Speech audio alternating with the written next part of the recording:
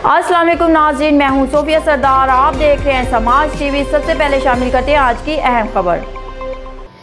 Toba taxing deputy commissioner Adnan Arshad की हदायत पर एडिशनल डिप्टी कमिश्नर रेवेन्यू जोहा शाकर ने डीसी कम्प्लेक्स ऑफिस के रेवेन्यू ब्रांचों और दफातर का अचानक दौरा किया।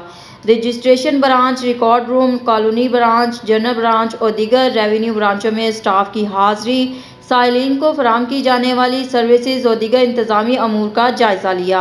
एडिशनल डिप्टी कमिश्नर रेवेन्यू जोहा शाकर ने कहा कि हुकूमत पंजाब की हदायत रेवेन्यू सर्विसेज की फराहमी में शफाफियत और आसान रसाई को मुमकिन बनाना इनकी अव्वलीन तरजीहात में है। करप्शन और साइलिन से बदअखलाकी किसी सूरत बर्दाश्त नहीं की जाएगी। उन्होंने साइलिन के मसाइल भी सुने और इनके बैठने के लिए जगह और पीने के लिए पानी के बंदोबस्त की हदायत की।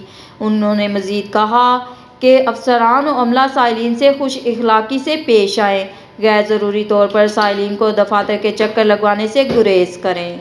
खबरों का सिलसिला जारी रहेगा। मिलते हैं एक छोटी सी ब्रेक के बाद।